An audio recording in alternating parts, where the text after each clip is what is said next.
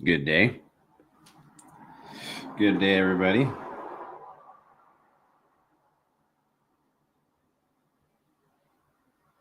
Looks like we're live. I turn my lights off in my office. If you couldn't tell, just because it's so bright in here, I want the sunlight. Good evening.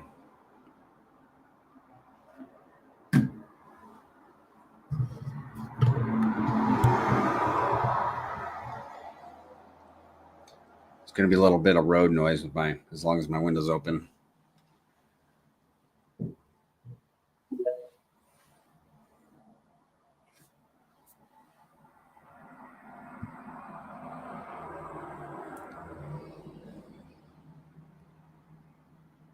All right, how do I get back here? There we go. Can anybody on the spaces hear me? I hear you, Banana. Can you hear me? Yep. Yeah, it's weird. The music randomly stopped right when I opened it. Okay. Yeah, that is a little odd, huh? Yeah, I don't know why. I was thinking for a second I was going to have to shut it down, but saw people piling in, so I was like, all right, I'll just give it a second to see if it's working, and I guess it's working. I think that's 2 spaces in a row we haven't had to restart it. Yeah. You change anything? Not a thing. Nothing. Yeah. So that's good news. Let's go for 3 next time, Saturday. If we can do 3, there's more likely that we'll do a 4th and keep it going. Yeah. Hopefully Elon's fixing stuff. Yeah. He's got to be. I don't care if he has to work overtime and get that, time and a half. He's got to fix the program for us, Do you have a good day? Yeah, I'm busy at work right now, so that's good and bad. That means money's flowing, but also means I'm busy. Yeah. Well, good deal. That was fun having B Roots on Saturday. I was actually re-listening to it. I'm still re-listening to it, the spaces, and it was a good time Saturday. I enjoyed that. Yeah, it's nice when people come up and add to the conversation and topics move a little bit, right? We obviously like to keep it pTGC and UFO on topic, but I think you can kind of dance around that area a little bit, and sometimes whenever we veer a little bit, the conversation can get interesting, and I think that makes it a little bit more enjoyable and fun. Yeah, especially when we're kind of at points in the market where we don't know if the market's going up, we don't know if the market's going down. We all hope it's going up. I believe it's going to go up, but we really don't know, and Bitcoin is kind of going sideways a little bit right now, which makes everything go sideways a little bit. And yeah, it's nice to have a couple different conversations going on. I like to hear the different perspectives. With something that is as uncertain as crypto, I like to get different vantage points, different data points from wherever they come from. Usually they come from people. And I like to hear them, Yeah, everyone looks at crypto in different ways, right? And you can kind of listen to their strategies and how they play the game. But it's a game where you can play it in so many different ways and win in so many different ways. It's very interesting. Yeah. I mean, when it comes to crypto, I've always said just like pick a horse. You can pretty much pick a good one, just speculate on a good horse. But as long as that horse is going to be in the race, you're going to do well. Most of them aren't. Most of them don't even make it to the race. Right. That's why you got to pick one that's going to be there. But yeah, I like to diversify a little bit. But to be honest, when I find a good horse, I've just been leaning into it really strongly. That's what I did with the Gray's currencies. That's what I did with Hex too. person who finds the horse, and you're showing up on the weekends trying to train the horse to get it ready for. Yes, that's right.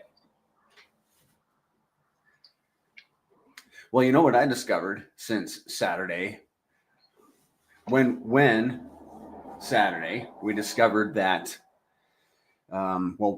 B Roots says that Ethereum touched the 400 week. I misquoted him on that. I had never heard of such a thing. Probably have, but I put on my Twitter post, I put 400 day moving average. No, I was re-listening to it. He says 400 week. I probably just couldn't fathom such a thing because that's like 8 years. But he says that he thinks Ethereum reached down and touched, and you can see it on the chart, the 400 week moving average last Monday, and which was the day that Richard Hart opened up his comment section on his tweets, right? So you know what I did yesterday is I looked up the timing of each of those,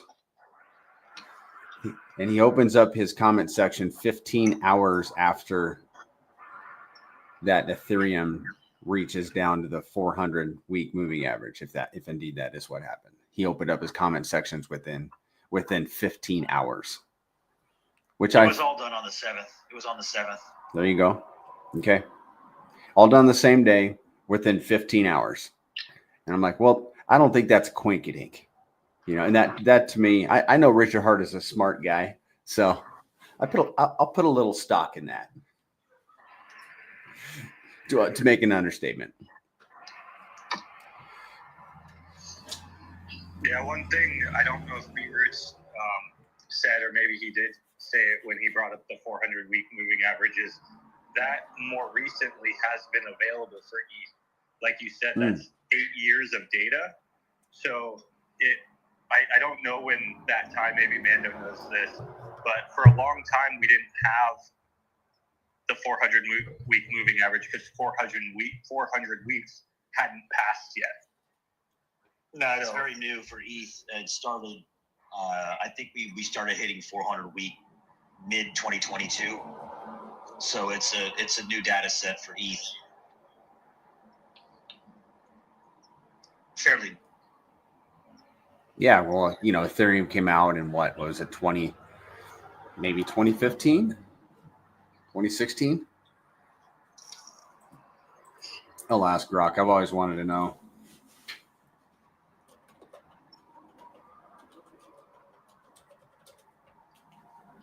It was July 2015.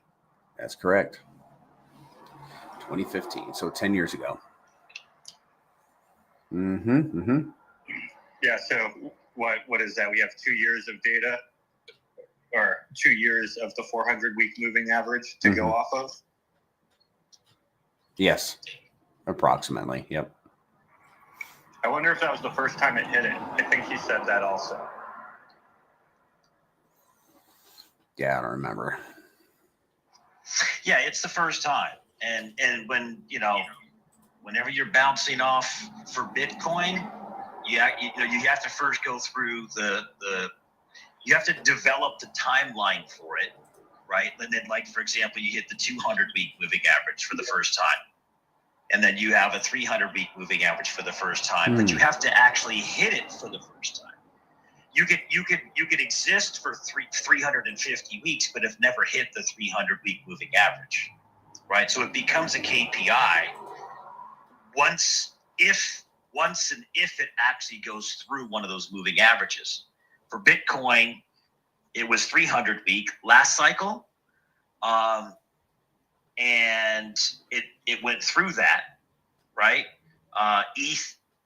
Bitcoin hasn't hit the 400 week moving average. So it's gone through the 300 week moving average. It's never gone to the 400 week moving average yet. So once the 300 week moving average is gone through, it becomes weak. And so you could look at Bitcoin and say, okay, Bitcoin wicked down below the 300 week moving average at that 15-16 area at the bottom of the last cycle. That's now weak. Now we could potentially see it go closer down to the 400 week moving average on the next downturn. You see what I'm saying?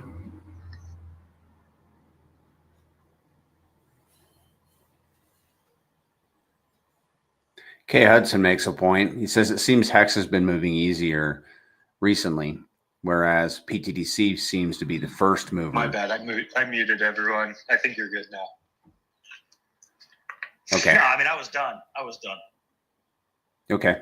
Kay Hudson raised a good point. He says it seems Hex has been moving easier recently, whereas PTDC seems to be the first mover. Am I misreading?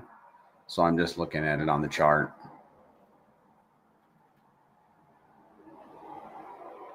Can you repeat the question again? He's saying that Hex seems to be moving easier recently, and then PTGC is usually the first mover? Or? Yes. Yep. It's exactly what he said. It's more an observation than it is a question. But he does ask, am I misreading it? And yeah.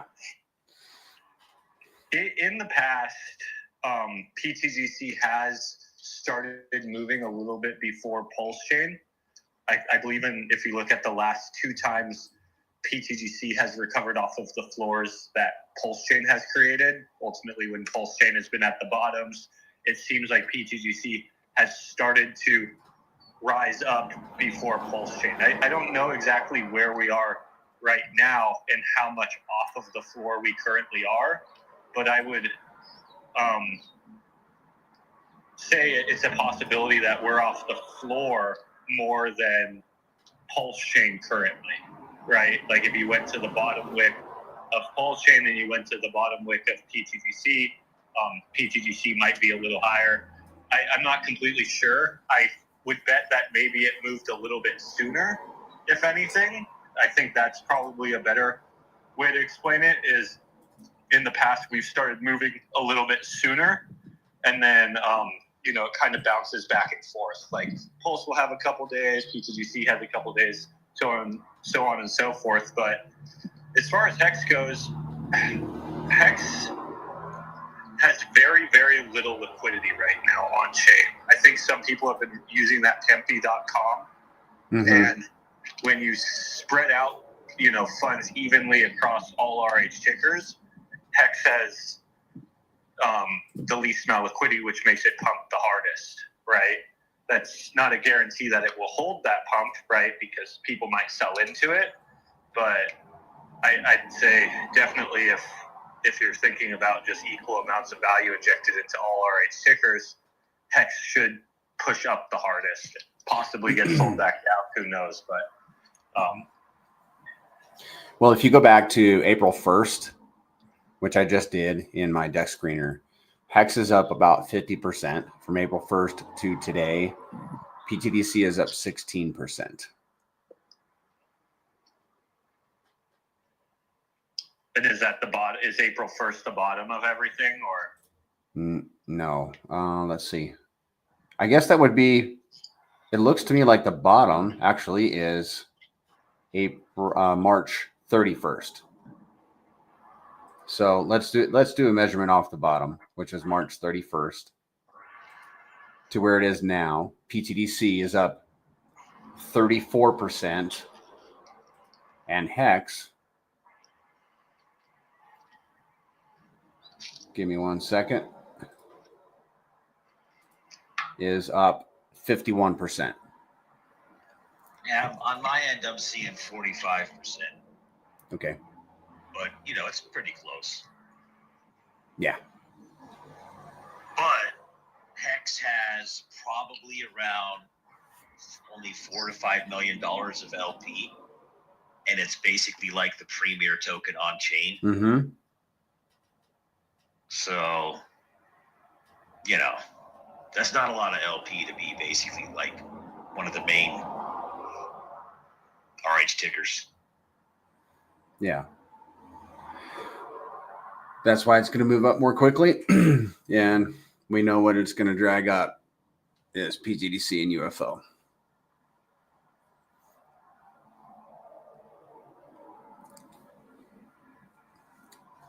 I don't know, man. I don't know that you can say it's gonna go up more quickly. Because that is based on a lot of different things. It's based on sell pressure, it's based on buy pressure, it's based on a lot of different just realities. Like and stakes coming out, people who are looking to get out. We'll have to see. But in the past, pTGC has outperformed Hex on once reversals actually confirm and start moving up. Yes.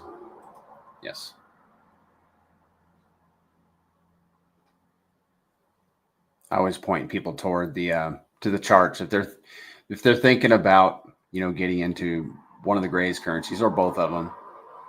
I challenge them to go to Secreto Bank and pull up the pairs and then look at those pairs individually on Dex Screener and look at the ratio of the paired asset with either pTGC or UFO, and then zoom out and see how the Grays currencies have performed against the tokens that they're paired with. And more often than not, the Grays currencies are outperforming the tokens that they're bonded with.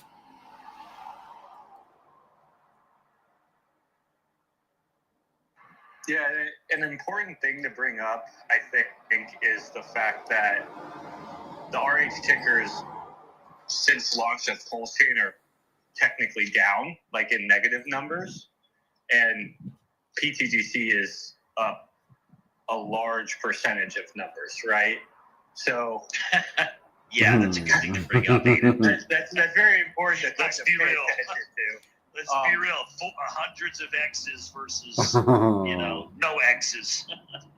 So I think at times you have to say, okay, well, people in this system are up a good amount of X's. So there is times where pTGC does its like consolidation period where it's like buying and burning itself, which is in a way like buying users out of their positions who are, taking profits or need to pay bills in the real world, or maybe rotating some of it back to RH tickers, etc. Like this happens. And we've seen this plenty of times with pTGC throughout the last year and a half, is it will go through little bits of periods where RH tickers will perform better. But what we've seen is when the RH tickers start to actually get a little bit of momentum, you actually see the pTGC and UFO systems start to turn on. And it seems like the pTGC and UFO systems start to catch up and then pass the RH systems. In those events, RH tickers have never really done a lot of X's, so I'm beyond excited to see like what really happens to the machine when RH tickers do it more than a 4X, because that's one piece of this equation that we've yet to see. And from all the numbers we've been running, is that's the secret ingredient to pTGC and UFO, is literally the things we're so heavily bonded with actually performing remotely well. And I think that, we have to, when you talk about the ratio of PLS versus pTGC or ratio of Hex versus pTGC, right off the bottom, currently Hex, like you said, is a little bit up. But you have to kind of take into consideration, Hex is not up at all, right? Technically, since its launch, it's only down from the launch price on PulseChain, where pTGC is heavily up. But more importantly, if you look at the price of pTGC against Hex, it's not like pTGC is just only green candles, right? There's weeks of green candles and some weeks of red candles. It really just depends on the week. But when you zoom out and you kind of trend it, you can really see the buy and burn happening and the adoption happening in the long term. Not every weeks are the best adoption weeks or when we're getting a lot of new holders. Some of them are more consolidation periods and stuff like that. I think that's kind of what we've been in for a little bit now, and we're kind of finding that floor, but all that stuff is healthy, right?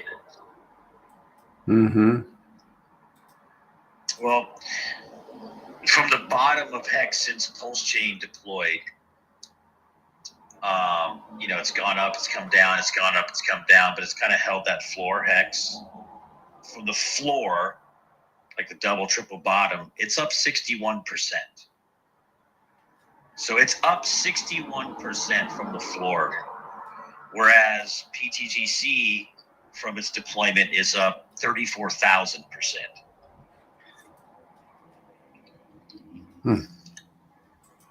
Yeah, which you can take that with a grain of salt because Hex is still up a ton of percent since its launch on Ethereum, right? Yes, it is. Yeah, the PulseChain chart obviously is when the PulseChain version came out, which kind of takes away part of the story, which is really interesting, right? I feel like that's even with this happened with Shiba, right? I think there's charts that no one really sees on Shiba from like the first time it went up and then came back down. And I don't really know the exact story why, but there's some charts that don't show the whole story of Shiba. Do you know that, Mando? I do know that, and I used to remember why, but I don't remember why either. Yeah, I don't remember why either. But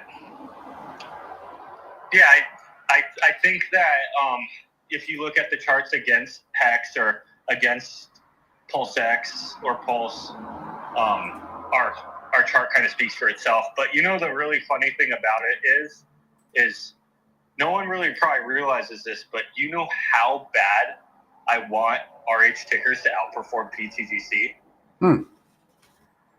I don't necessarily think they will, but you know how bad I wish that was to happen? That means they'd have to go up. And if they go up, that's tons of free X's for our ecosystem.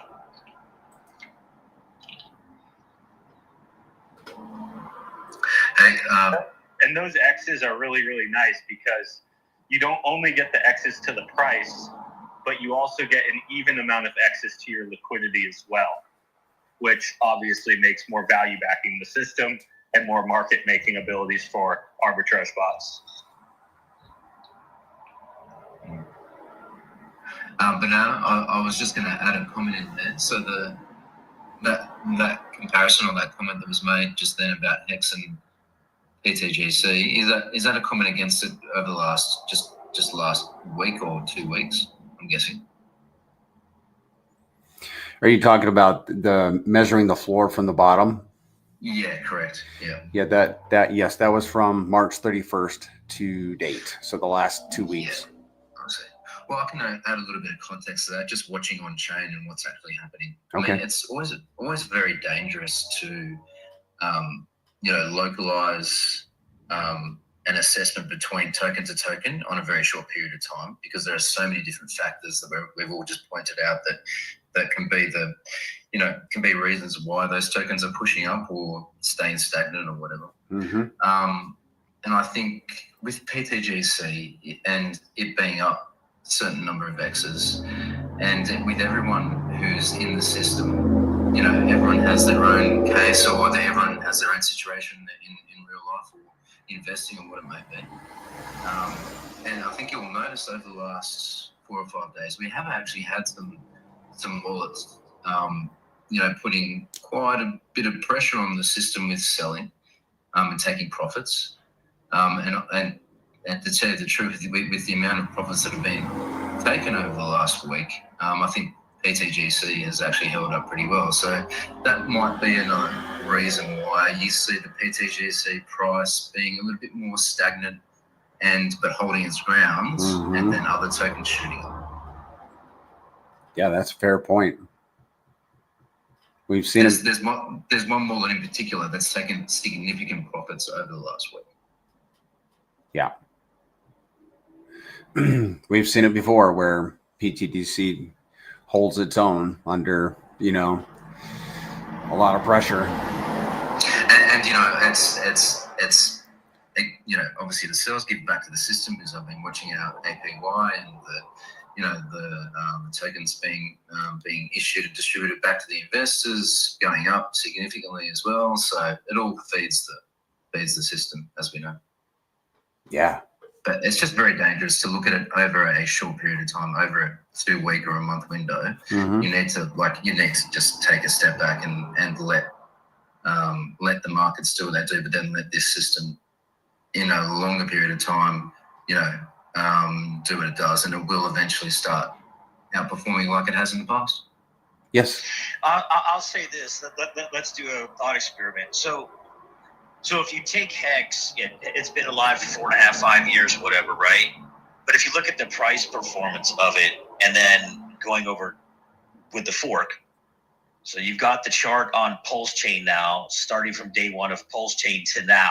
If you look at the price of Hex, which is basically like we're going on 2 years, it's basically at the floor. So Hex has done nothing in basically since the entire launch of PulseChain. So that's not looking at a monthly time frame, right? That's like years, right? We're starting to go into like years of Hex down at the floor, a year and a half, something like this at least, right? Yeah. So when I'm personally looking at Hex, I do want to compare Hex and its performance on chain after a good year and a half to other things because it is a premier asset, right? And pTGC has just absolutely obliterated the performance of Hex since it launched. Yes, Hex had a run from 4 zeros and a 5 up to its current price. I give it that 100%. So, you got to, keep that in mind when you're looking at the difference in price, 100%. But if we look at it now, you got about 18, 19 months of pTGC, which is a good amount of time if you take that chart and you go take 18, 19 months of Hex on Ethereum, and you go look at that, and then you look at the price performance of Hex over the course of PulseChain itself. So if we're just looking at the token Hex, we could do this with all of them. But at the end of the day, since PulseChain deployed, pTGC has just massively outperformed all this stuff, right? And even in the midst of people taking an amazing amount of profits, the system just keeps buying these people out. Like that one wallet you're talking about, that wallet now has like under 300 million pTGC left in it. I was going to add that, Mando. That's exactly right. The distribution is amazing. Yeah, it is amazing, and you can see the buy and burn on chain actually working, and it just brings it holds the price. It brings it straight back up. It keeps doing it. So that is probably one of the main causes over the last week. If they want to look at it in a micro window of time, what's happening against other coins, but you need to understand how well the system performs under that pressure. Yeah, and that's with just a ton of PulseChain being collected on top of that, so that's only a portion of the revenue that's being fed automatically back into the system, going back into it currently. So that's good. Yeah, absolutely. Yeah, couldn't have said it any better, man. Sorry, Bernardo, I just thought I'd throw in that comment there. Because we love your we love your insights, Kuhn. I love having you come up, man. Mm-hmm. Agreed. You going back to just 2 weeks is really not ideal. The further back you can go, the better of a data set you're going to have for sure. But this is bullish. This is bullish for pTGC, because what that means, man, is that the premier assets on PulseChain that we're bonded to are massively undervalued. Exactly. And it's crazy to think that someone would be wanting to take profits at a consolidation point on a up into the right chart with a correction, but everyone has their own trading style. Everyone in the real world has their own pressures. So you just can't comment on any of that stuff because you have no idea why somebody is taking profits at a certain point or buying in at a certain point. So, yeah. Well, I would say that if you got in a year and a half ago with pTGC and you got in early, right? That's a little bit different. It's a little bit different. You're slamming the charts hard now. It's kind of like, okay. I've seen it happen on other tokens, and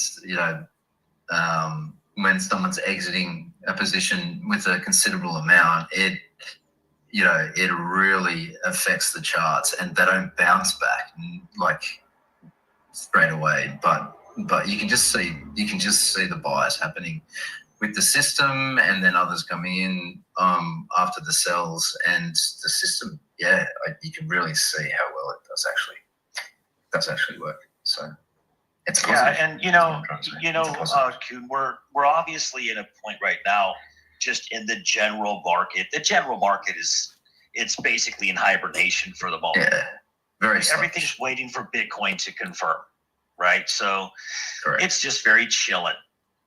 So if Bitcoin's chilling and ETH is chilling, the markets are chilling.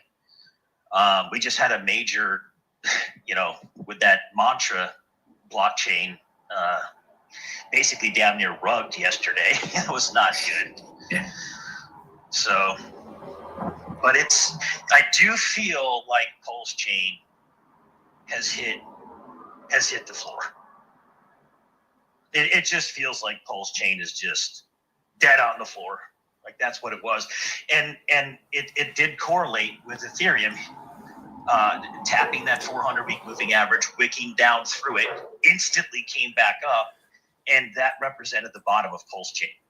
Yeah, I couldn't agree more there, because PulseChain has always seemed to, across the whole crypto board, being a lead indicator of markets whichever way they go, down or up.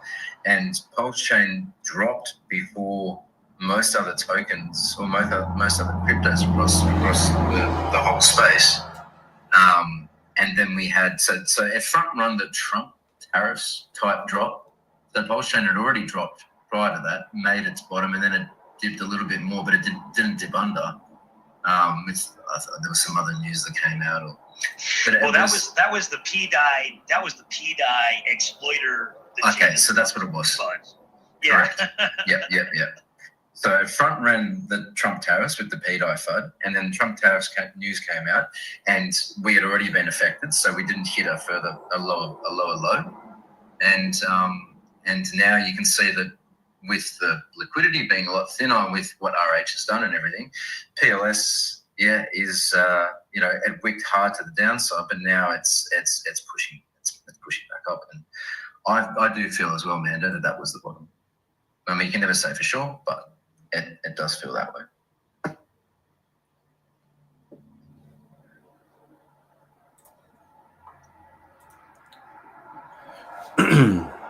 Well, we would have to retrace 47% to go down to the bottom again.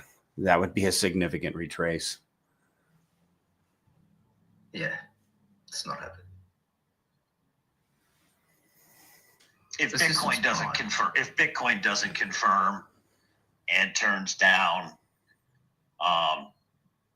we could see that happen, but I don't think that's going to happen.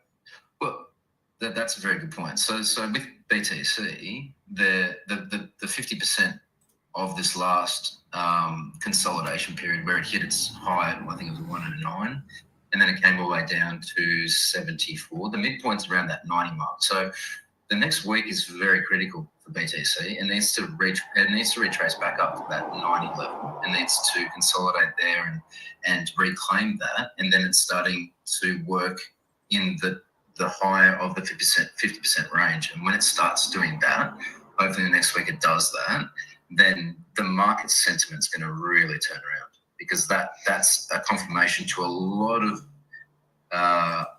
traders or a lot of people in the crypto space. That's a confirmation of, right, BTC is starting to trade in the higher 50% portion now, and that's strength. So TA wise, like within the next week or so, Bitcoin needs to close at 86.6, create a higher low, and then keep going. If it does that, you've got a confirmed uptrend for Bitcoin, and it's probably going to freaking move quick. Yeah, fantastic. And then, Mando, what about Ethereum? Because Ethereum's, I've noticed, is starting to perform. I know it's gone right down to where. Dude, I'll be honest with you. In my opinion, Ethereum is just screaming, buy the shit out of me. Absolutely, and it's starting to outperform BTC. Yeah. It's starting to do it. It's doing it very slightly, but it is starting to outperform BTC on a sort of a daily type uptrend and percentage gain. Well, So the 400 week moving average isn't just it's not a crypto really. It is a legacy moving average. I don't care what it is on any timeline for any market, legacy market. If you go into the 400 week moving average, dude, that is opportunity all day, every day. and it just wicked on it, didn't it? It literally just touched it, and it bounced straight back. Oh, it was 1480. It went down to it always will break through it. It's never just going to tap exactly on it, right? It could front run it, but in general, it'll tap through it. But it tapped through it for hours and then instantly, right? I mean, just literally, like right back up. I'm looking at it right now. That represented the reversal for PulseChain. Yeah, couldn't agree more. I think with the ties we've got with Ethereum and that doing that, and let's be honest, you've got to look at these things taking a step back at a more macro view. So you've got to look on the weekly chart for ETH, and that wick is bullish as hell. What you're saying there on a weekly chart? Absolutely. I mean, we're up. What is it up from that wick? Like 50% already? Almost. It's like something like 40. I'm measuring it now. Yeah, it's about 40, 45, 46%.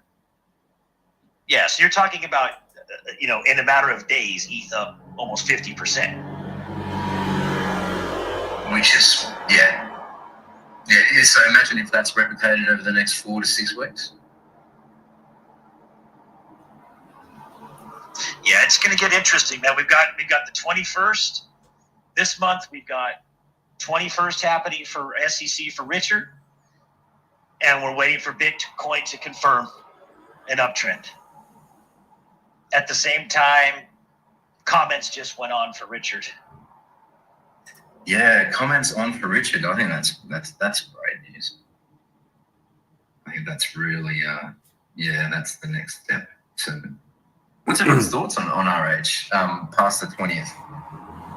If we were taking bets, does anyone feel he's going to stay in the shadows and just keep talking on Twitter, on X, or do you feel he's going to address the public and the ecosystem with a stream or even a chat?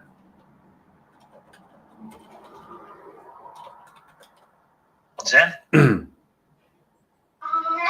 If the news is good, I would put my cards on him streaming again, or I hope live streaming, but at least I would love if he was doing like interviews with other larger crypto people. Would be nice, even if he's not live streaming, him just doing kind of like the rounds he did with PulseChain. When PulseChain was the sacrifice phases, or even after the sacrifice phases when Hex was really pumping, I recall him going on a lot of different YouTubers, some of them not even being crypto YouTubers, just like large following YouTubers. So I would hope that he would kind of do the same rounds at least. I would love live streams as well. Just him sitting there talking would be awesome. If bad news comes from the 21st, I would just bet that he doesn't come out and he still has to be quiet just due to the legality of it. I just, you know what, man? I was looking the other day at the Trump coin chart, and I'm sitting here going, how in the world could we be in an environment where the SEC is now good, and the president can basically launch a pump and dump, and Richard's supposed to be a bad guy? Yeah, it's crazy, isn't it? It is crazy. Give me a break, bro. It literally was 1 week up and then straight down to zero down here. Okay? Yeah, it would be so hard for me to believe that in this environment, after everything, something happens that's like it not in Richard's favor. And I would almost put money on it that Richard's definitely going to come back, because that's his thing. Yeah, it's his thing. And I don't know everyone on this space is cool now and listening in if they were part of the last cycle, or if you've really experienced RH's discussion style and everything else. But back in the day, and this is probably talking about 2021, end of 2020, no, probably mid 2021, he started getting on talk shows like Crypto Banter and all those big talk shows. And they'd have a panel of 4, and RH would be one of them. And RH's opinion on the markets, the position of where everyone was, and where BTC was so against everyone else's opinion. And you had some high names there in discussion panels, and just like, and he would just hold his ground. He would give evidence base, and it would just take a month or so after that discussion, and his analysis was just so much more important than the rest, and it just left them for dead. So I can't wait to see that happen again, and I'm confident he'll come back that way. Yeah, he was perfect on everything except for the launch of PulseChain and and the top of ETH and everything that fucking mattered. I think he just underestimated how many haters decided to buy into his system because of the amount of X made. So he had a lot of dead weight to shake, and it's taken a couple of years to shake it. But I think we're at the bottom now, and we're going to start trending in the right direction.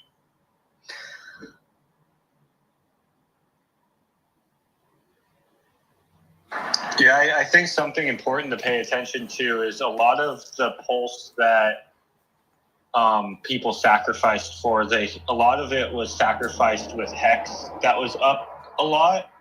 So you could kind of, if it was like an even dollar trade at that time, they technically are up that much on pulse.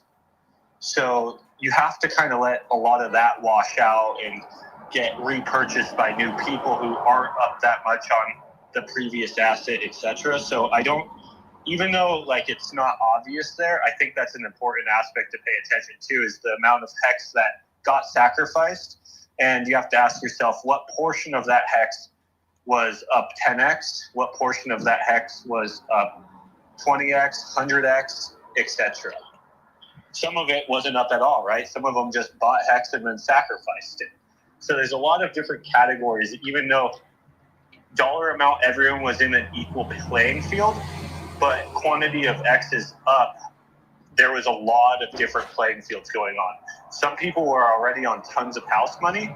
Some people were already in the hole a lot. So it kind of depends on the user in general. Yeah, that's a very good point, Sam. A lot of Hex profits were taken through PLS once it was launched. So yeah, the sell pressure there was immense.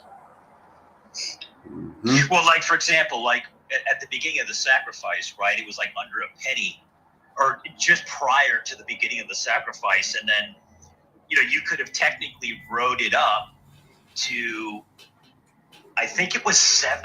I can't remember where the sacrifice sets ended, but I know, like for example, I was in there like below a cent. And then I was like sending it in for sacrifice probably like at 18 cents, right? So people were definitely, making a 5x, 10x, 20x with the price of Hex going up, sending that in, and then they're locking in that USD value plus the TWAC bonuses, So yeah, I mean, but it took 2 years to get it, which in reality saved a lot of people because you had the bear market hit. And if they hadn't locked in that value then, they may have lost it. Well, that's a huge point. Is so pretty much they locked in that value, and that value was given to them, somewhat at the bottom of the bear market, or or in the range of the bottom of the bear market, but they still had that decent amount of value. So you would have to be, not paying attention to not think that these users wouldn't take that value that hadn't decreased, that they were previously up. Like you said, at that time, maybe Hex was worth 18 cents. At this time, Hex was worth half a penny. Well, a lot of people might take that as they're up 40x on what they received, right?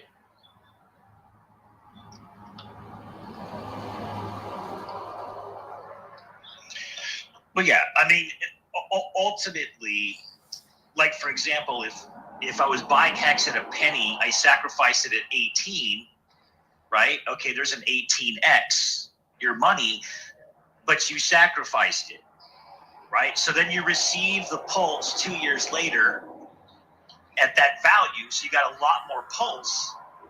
You didn't get any more x than the 18x. You're sitting on 18x worth of pulse. But right? But if you just held the hex, your hex would have been worth a penny again. So you would have round tripped your hex, but your pulse technically didn't round trip. Besides what it went down just naturally after launch. So I think back to kind of what Kuhn on point, I think it was more than just haters, right? Like I don't think it was like an extreme amount of haters. I actually bet a lot of the haters just still hold their bags. I think it was just the fact that hex was up tons of X's, right? And they lost. Yeah, absolutely. And when people are, that's the thing is, it's like a double-edged sword of being in a system that does tons of X's, is when you give people tons of X's, people tend to take profits. You know, pTGC and UFO know this better than anyone. You know, if you put people in tons and tons and tons of profits, you know, eventually they do take those profits. The thing I love about the pTGC and UFO system is when those people take the profits, they have to make the future foundation stronger for the future holders that come, or the current holders that remain. Yeah. And that's a great segue, Zen, because going back to what we were saying, over the last 2 weeks, there have been significant profits taken on this system, and you can just see the system working as it does, and it's holding the price, and it just keeps bringing the tax and distribution, the distributing of the tax, feeding it back into the system, and the holders and the APY, but you can see the chart, it's holding up very well with all the pressures that's happened over the last couple of weeks.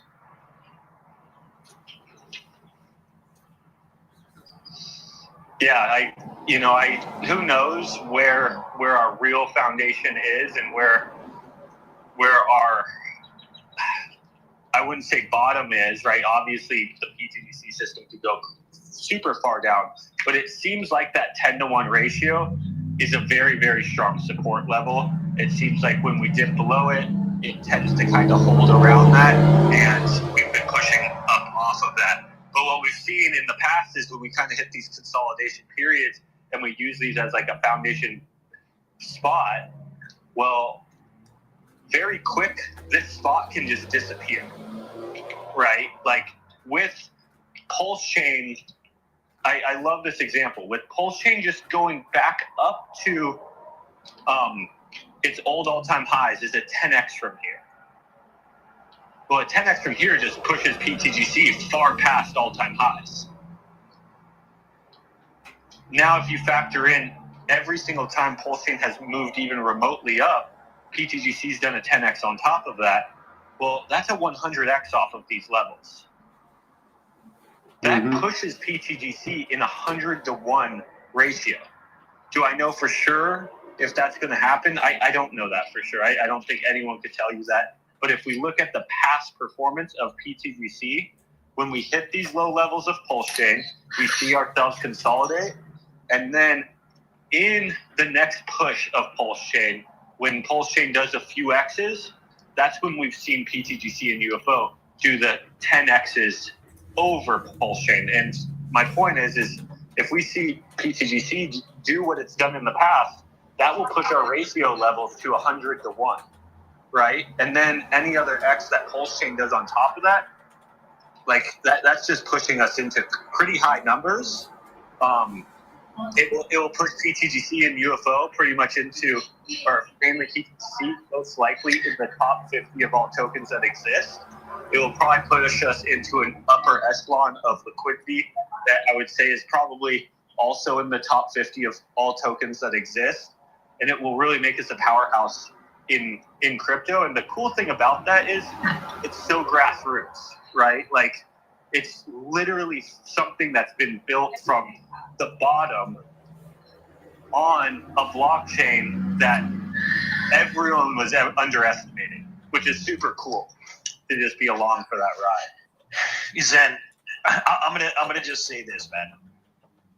The amount of profits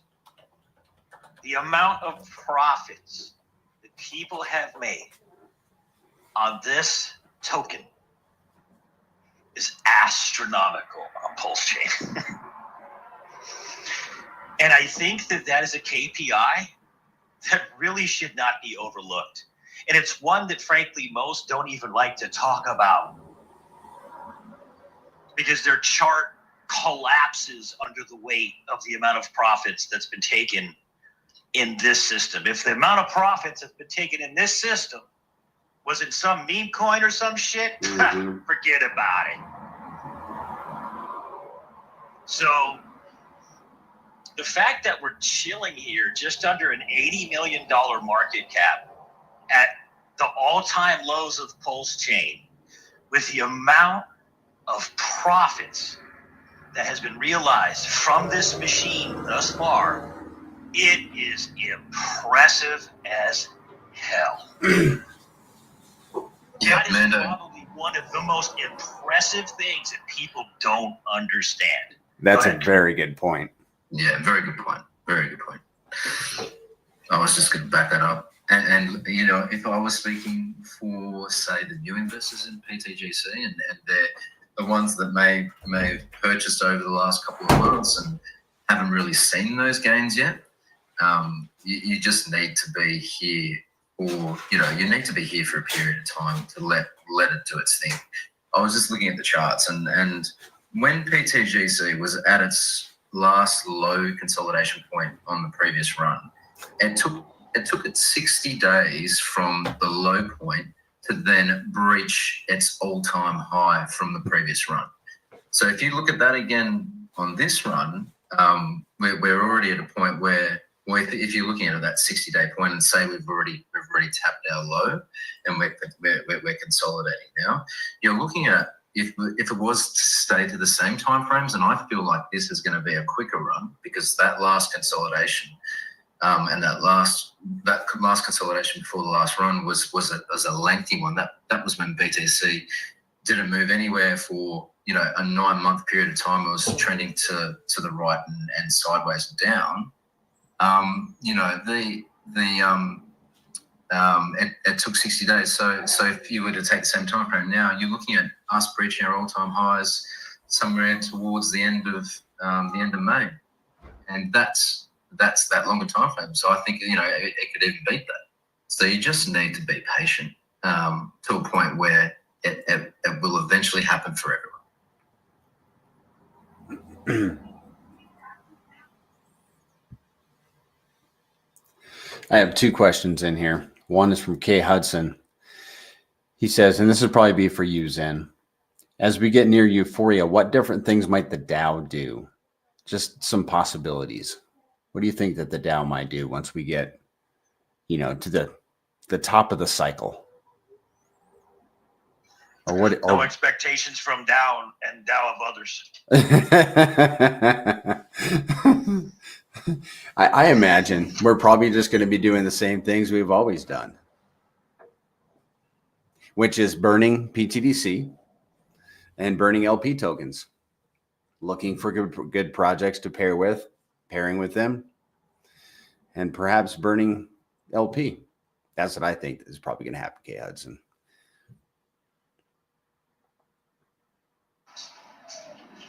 Yeah, I think the DAO actually did pretty good as far as storing some of the value for when everything dipped.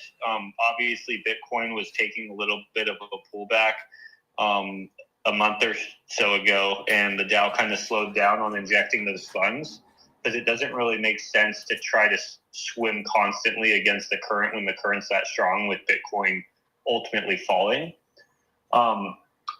If if we get another decent run on Bitcoin, like obviously we want to take advantage of that run as much as possible. We want PulseChain to be successful. We want PulseX to be successful. We want everything we're paired with to do great amount of X's, right? That will equal maximum X's for us if the things we're connected to do very well as also. So it's like a real team effort, but we do have to be honest with ourselves. Markets do have tops and they do have bottoms. And I think it's important for our DAO to definitely not be naive and realize that and store a little bit of the value, if it's in stables, if it's in LP with stables, whatever it is at that time, or if it's just at least in PLS for when the market does go down. So there's a good amount of value at the bottom, because then we are going to be most likely one of the only systems that has a reserve of funds to kick our system back off of whatever that bottom may be. And usually once the markets hit a top, the things, everything will trend down for a month or for a year and a few months or a year. I think the last time it was a year. The time before that, it was like a year and a few months, previous cycles before now. So let's say it's something similar, a year and a few months, right? Like our systems machine is going to be doing tons of buying, burning throughout that year. I'm sure the DAO will also add to that a little bit and also be pairing LPs. But an awesome thing that I think will happen is there will probably be a large reserve of funds from not only saving some of it, but also because the smart contract stores the PLS and like it has 4 billion stored right now waiting to get access by proposals. And that will give us a large amount of value to actually build off of what the future foundation is. And that future foundation, most likely, if there's a good run in the markets and a good run on PulseChain, is a lot of X's up higher than we are even right now. Because every micro cycle that PulseChain has gone through to date, even though PulseChain has hit lower lows every single time, pTGC has hit higher highs.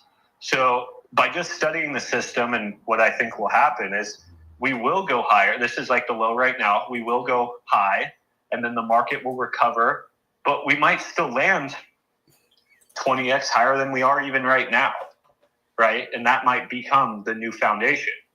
Well, what happens at that new foundation? Well, a lot of different things, right? Our LP would be 20x higher, maybe. So our machine could be running at 20 times stronger. Well, our funds in our DAO might be 20 times at that point. So there's a lot of things that we're kind of witnessing in real time. Every time PulseChain has done this up and down, up and down, up and down. Hopefully this next one is actually a decent up, because we've yet to see a decent up on PulseChain since the launch of pTGC. But if we see a decent up on PulseChain, what I could guess is the whole entire system is going to multiply by that, just like it's done 3 times in the past. And we're actually in real time going to be able to witness the machine moving to its next stage. And anyone who's been in pTGC for the year and a half, they know that it always has these weird stages. Like they're not weird. We're watching it happen as PulseChain goes up and we see the machine kick on, and then it consolidates down to the PulseChain lows, but it's running at a stronger pace than it was the previous time PulseChain was at that lows. And then PulseChain goes up and we see the machine kick on, and it, obviously makes its new all-time high, and then PulseChain consolidates. But where it lands, it's running at a higher level than it did the previous time. So what I believe is going to happen is, the whole markets will go up. And even with the markets consolidating, what we're going to find ourselves in, this could be a year from now, if it's like a true cycle, not these micro cycles that we've seen, or let's say it's 6 months from now or whatever, we're going to see the machine running at a stronger rate. And that stronger rate is going to make the machine even more powerful for the next cycle to come. This is what I believe is going to happen just by studying the system and seeing how it's operated time and time again. That's obviously not a guarantee, but I'm super excited to see what our previous highs, where we feel like, oh, it's really cooking right now. Well, in the future, those are going to be the lows. Yes.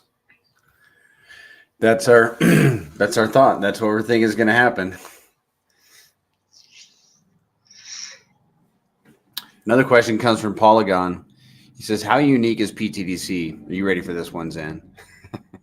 How unique is pTGC compared to other tokens in all of crypto?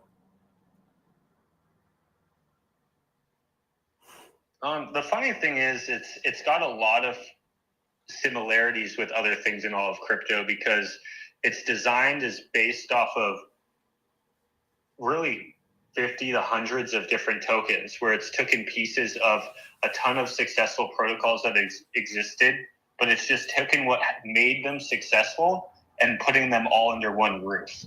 But more than just cryptos, it's actually taken a lot of things from real world assets as well that gives real world assets value and bringing those same ideas to crypto as well. Because what we are using crypto for is we're ultimately using it as an asset. I think some people use it as like kind of gambling and meme coining, but as far as pTGC and UFO's design, where the goal of it is to be a form of store of value asset that has value on chain. And the definition of value, like what value is, we don't actually need to make that idea up. We know what gives things value. Value has been created for thousands of years. It's just now that we have new technology, we're able to improve the assets as time goes on. And I think that's important to pay attention to, right? Like the fact of it is it's a combination of a bunch of things that have worked for thousands of years with the new with the injection of blockchain to it, right? The blockchain actually gives us the ability to manipulate some of the things in the real world that have given things value. Like, for example, scarcity with gold. Like, gold is scarce, which really gives it value. The fact that the mineral itself is backed by value in a way, not so much anymore, but it has value to it because people are willing to trade currency for it. That also gives it a lot of value, the fact that it's liquid and you can sell it at pretty much any point. But really, gold isn't that scarce when you think about it. People mine gold every single day. Or you can look at land, right? Land has a ton of value. People want it. It's liquid in a way. You have to put it up for sale and pay middleman, which is beautiful about blockchain is there is really no middleman besides gas fees. But again, land feels scarce because there's demand behind it, but really it's not that scarce. Like you can just keep building cities inland pretty much for a very, very long time and you won't really notice. And you can also build buildings higher. But the crazy thing about like pTGC and UFO is like they're really hyper-deflation. Like there's only like 4% of the supply left on the market, period, forever. And there's something that's willing to go and try to buy that and burn it every single day. So we've taken the ideas that have given real world things value forever, and we're just putting that stuff on the blockchain. And we are using what we know works to give those things value as far as like liquidity and stuff like that as well. And I don't really think many tokens have taken the time to really put all those pieces together. The best thing I say is like when I came to crypto, as far as investing, like I came to crypto invest and I loved Hex, right? Because I saw it as a real investment. I loved a ton of the features it had. And then I kind of looked outside that box a little bit and I was looking on many different blockchains, many different products. And I had a list of boxes that I was looking to check for my money that I've worked hard for, right? Like I'm sure a lot of people here have worked hard for their money and they want their money to be treated with respect. So I was looking for things in the blockchain that would treat my value with respect, that was looking to check these boxes. And very, very little stuff was checking all the boxes. And a lot of the stuff that was checking all the boxes were either up a ton already or there was private sales to I don't want to use the words insiders, but pretty much venture or people investing before they're launching and stuff like that. So there wasn't like a lot of opportunity for the little guy, right? And that was like one thing I was really aiming to do, is create a product that starts at zero, like pretty much nothing, to where it's grassroots and we're onboarding one by one, right? And we're actually able to change our lives, because there isn't a lot of opportunities in the world where you can change your life. The whole game is technically rigged against you to keep you in a spot to where you can't change your life, because then you just continuously work and be a rat in the race. And I feel like crypto does give us that opportunity to get out of it. It's just, you have to find the right product to do so. And I hope pTGC and UFO are those products for everyone, you know, in the ecosystem. I think pTGC and UFO are trending that way, that direction. We just need a vibrant chain. I think we can do it even without a vibrant chain, is the honest truth. But it does true. take a lot. It takes a lot takes a lot more work with a non-successful chain. I believe with the chain just doing what it's doing, we still have tons of X's that we can do. It's just with a successful chain, it just makes it so easy. And I've explained so many times, if this chain is remotely successful, pTGC and UFO changing people's lives is literally written in code and math. You can look at it right now. The liquidity's there to do it. The math's there to do it. The code's there to do it. It's renounced code. You just have to be patient and wait for the time to come. And if the blockchain is remotely successful, I personally believe we have set all the pieces in the right spot for anyone in this system to win. You have to be willing to hold through X's, though, right? That's sometimes the hardest part I've seen for users. I've seen users in the whole entire time of pTGC. You see them go up 3x, and then they'll exit it and then go move their money somewhere else and lose it, or, you know, so on and so forth. That's usually the hardest part, is just finding the golden goose and staying in that golden goose for enough time for it to actually change your life. Another difficult part is holding through the negative X's. You know, you got to keep that vision forefront in your mind of, you know, why you got into the ecosystem to begin with. And that's a difficult thing to do.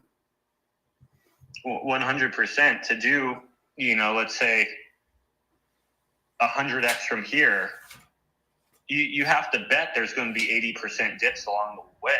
How do you expect to do 100x without regular 80% dips? How do you expect to do 1,000x from here without regular 80% dips? You have to realize when you're doing those X's, you're putting people in profits.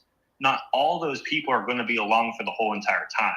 So you have to kind of ride it up and let those people out, and then ride it up and let those people out. It's just part of the system.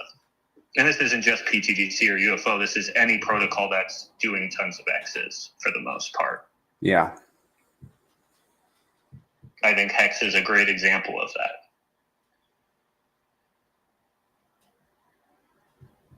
Yeah, that's for sure. And to also back that up as well, I haven't found a crypto that that generates its own income and then transparently distributes that back to the system, the holders, and everything else like that, as well as pTGC and UFO. I haven't seen it. I've been searching for it for a very long time. And this is literally the first one that I've come across that represents, as best as possible, a very strong, profitable, real-world business with minimal overheads that just keeps making profits and bringing back to the holders and benefiting the system. So it's just everyone's just got to be patient. We're in that time where people are taking profits. The bus has stopped at a bus stop, and people are getting off. New people are going to be getting on, because as soon as a week's passed, on the charts, weeks passed below that Zen, that point you were saying, I think it's 10 PLS, the ratio, buyers step in. And at the moment, it's wicking up, and we've got some sellers, people getting off the bus And that's a healthy thing. That is a healthy thing for a chart, for an investment vehicle, for holders, to be able to see healthy growth to the next step. And that's just what we're sitting through at the moment. But I don't think, and this is my personal opinion, I don't think it's going to last very long at all. It lasts quite a bit. The last consolidation, months and months and months ago, I feel this time it's going to be very short-lived. Kuhn, when I look at how this cryptocurrency is working, and I look at every time people sell the price down, I'm getting paid more money. I'm actually getting paid more of the tokens that have 5x, 10x, 100x, 1000x potential. And how every time the price goes down, more of those tokens are being removed from supply forever. And I just keep sitting here and I'm thinking, my gosh, like for example, like 50 million pTGC a day could just be burned.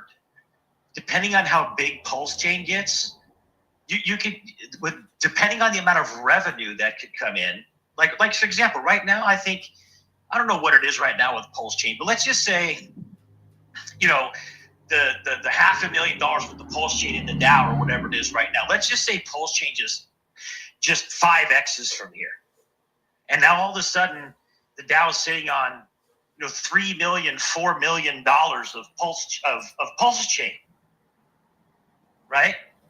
And all it's doing is just buying the coins out of supply and removing them out of supply forever.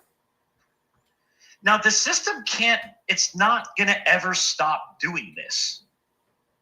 So the question only becomes, who's willing to hold the coins longest? Yeah, exactly right. And that pressure's going to go. Mathematically, it's literally who's holding the coins the longest, because the people who own these coins over the time frame, unless PulseChain just shuts off and dies, the math says that the price has to keep going up. It can have 80% retracements. It can have, whatever. But if we rock SpaceX from here up 100x, you're building in a bunch of profits. Yeah, it's going to retrace back down 80% at some point.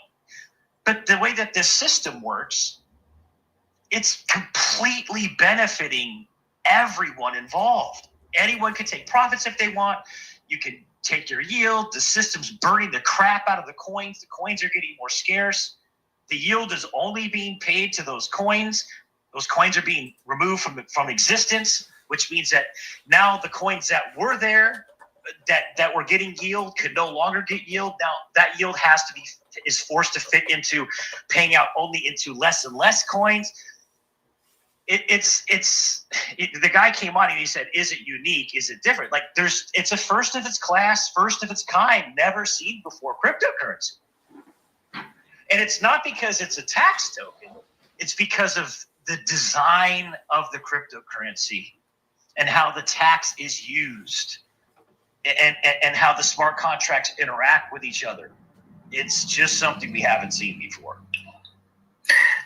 And double that up with all of those amazing tokenomics, and then at this point in the timeline where really we're at a precipice with PulseChain, we've got Richard Hart case being hopefully, fingers crossed, completely closed out in 7-10 days time.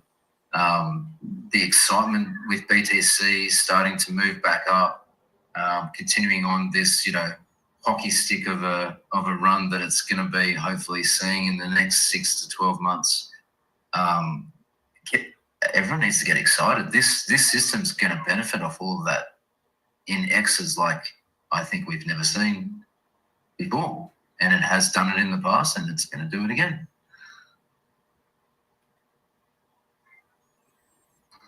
I'm just stoked on the new logos, boys. They're nice, huh? They're very nice. It looks good. It looks real, real clean. I'm not gonna lie. I'm a logo nerd. For those, well, there's like 3 people here that know that.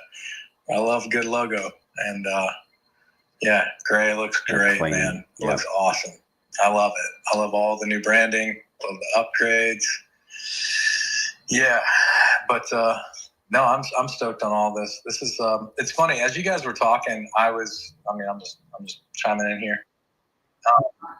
That's good to have you in here, Trevor. Yeah, Yeah, coming dude. up. Yeah, Sorry, I guys. know. I haven't talked to you in a while, man. It's really good. Yeah, I was going to call you today, bro, and I got sidetracked. Yeah, No, I've been so wired in with my IRL stuff that I'm still active on X. Honestly, man, I'll throw down a tweet and I won't even check my phone for like a day or whatever. But no, I'm sitting here looking and Gray, as you were talking, it's funny. I was sitting here on the chart and you look at these things and it's crazy. Like from the bottom right now, let's look at this. Hold on, I'm pulling it up. So, let's pray that PulseChain bottomed on essentially March 31st. So, looking at the 31st to 13th of April, it's done a 70% increase. If you would have bought that bottom, you got 70% on your investment. And then now I'm looking at this. You got 90% on pTGC. And then if you go back again, back in November, you look at that run up from November to December, that was 115% increase in Pulse.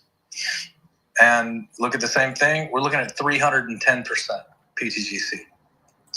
And I mean, the markets have just kind of been doing their thing or whatever, but man, I think this next run-up is going to be fun, man.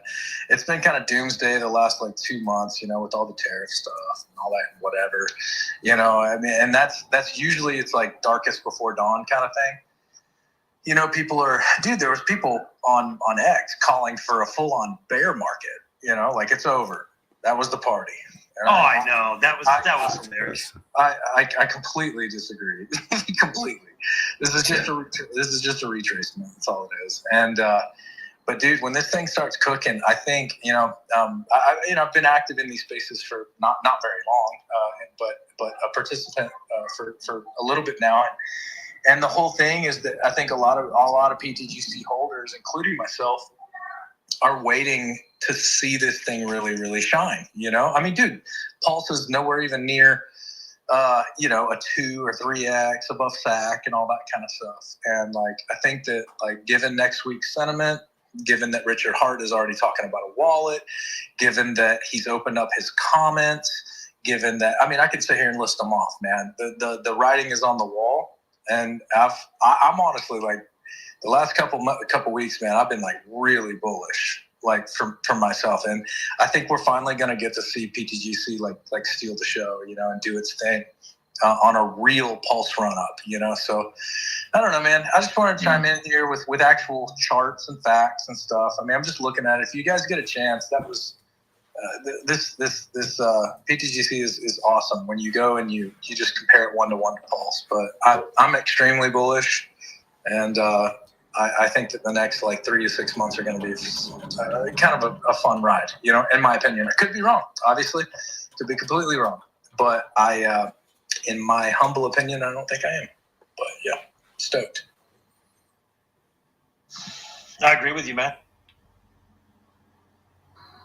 But I love the new logos, so I got to say, listen, we got to get that thing updated on what's it called? Pulse. Go Pulse. Thank you very much.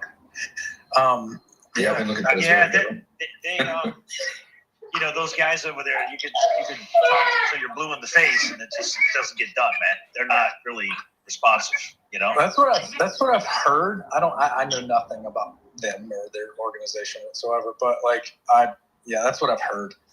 But man, that symbol, even in your profile pic, Gray, I mean, dude, come on. That looks so good. Like, I love it. Super clean. It's so clean, man. I kind of want like a challenge coin, like a physical. Dude, where's my freaking merch, bro? Mhm. Dude, God. listen, I've been having everybody. Dude, I'm working on a freaking Talk about IRL, bro. Like, I know. I got tours going out. It's spring, man. It's here. A lot of my clients are going out. We got all sorts of bands going on tour and all that stuff, dude. Dude, I've been so head down with all that stuff. I'll be honest with you, man. It's good, man. It's been good. It's been great, man. Head down with a periodic bullshit PulseChain tweet. Literally, dude. I've been loving them, bro. Literally, I don't know, man. I'm at the point where we have to get up to all-time highs for me to even think about it. Dude, I like, there's so, like, I'm at the point now, it's so funny, dude. Like, I mean, and I'm the first one to raise my hand, man. Like, I you know, maximalist mentality, etc. You know, everything's bullish all the time. Like, dude, at some point you gotta kind of like, you know, pump the brakes. Like, and but no, I'm dude, I'm at the point now where I'm just like laying down my thoughts really in real time, and it's kind of cool, man. I've actually the you know, people have been receiving it really well. So like, but I'm actually very, very bullish. I think that, you know, I mean, you know, we get so kind of focused on our own little ecosystem that, like, in fact, Coach, this morning I was watching your stream, and you know, I see how you like start your streams, like looking at BTC, looking at Tesla, looking at Apple, looking at like the overall markets, and it's just, there's a lot of truth to that. You just got to zoom out, man. Like, the whole market, the entire world right now is kind of in a weird place, but it's starting to flip. You know, in my opinion, it's starting to flip. So I think we're gonna be all right. I'm just ready to see this thing in action, man. Like, Richard Hart is completely, you know, free of all this garbage, the SEC, the red notice, all that kind of stuff. He starts talking about all of his improvements and upgrades, and maybe, God willing, man, dude. Well, Trev, like, I think I don't remember exactly where you first got in. I think it was like, you know, 40 million market cap or something. I don't exactly remember. Yeah, it was 50 million market cap. Yeah, and then you wrote that sucker up to almost a $350 million market cap. That's with PulseChain not even doing anything. Dude, and I'm still here, man. Still stacking, still here. Like I said, I'm a very particular guy. That's why I probably am the poster boy for being a maximalist, if you will. Like, whenever I buy an asset, I really value it, you know? I really do. I'm not kind of quick flip guy. So I'm here for the long haul, man. I'm just ready to see this thing fly, man. And I'm ready to see Richard back in action. I feel like he's kind of heating up. Like, there's these subtle little signs, man. Like, I'm telling you, there's these little bitty signs that tell me, like, this dude's heating up. And I think, you know, if I had to put money on it, I think Richard is ready himself. He's ready to be back. He's itchy to get back. You can tell. Totally. And I'm with you, Trev. Absolutely. You can just feel it in the air. It's going to happen the next 7 to 14 days. Something. You know what, crazy, dude? If you look, I'm giving myself a lot of shit here, but if you look at my pinned tweet, it's 420. It's exactly 2 years ago. And I remember posting that photo thinking, all right, dude, like if you had to really put money on it, you know, when do you give yourself some grace period? And I was like, middle of 25, I bet we start cooking. Dude, if I nail that, I'm just going to say it, which I'm not. There's a 99% chance I'm not going to nail it. But if I nail it, boys, y'all never going to hear the end of it. 2 years, huh? There was that 2 year shakeout. Yeah, exactly. But no, man, I'm stoked, dude. I'm pumped. I'm not in the least bit shaken here. You know, pTGC is doing exactly what it's built to do, and you guys are doing great, building the brand, like I said, the logos, of course. But you know, we're just putting in the work, you know, in the quiet times right now. I mean, you know, the other day, I will say, right now there's 40 people in here. The other day there was like 150 in this little thing, you know, and I was just kind of rolling around with my headset in, doing some stuff around the house and stuff, and I happened to look, I'm like, holy crap, okay, cool. Because I pay attention to that stuff. I think that your follower count, you know, the attendees in these spaces, like that's all signals. And you know, the other day had some good participants, man. But yeah, I'm still here, still active, boys. I'm loving it, man.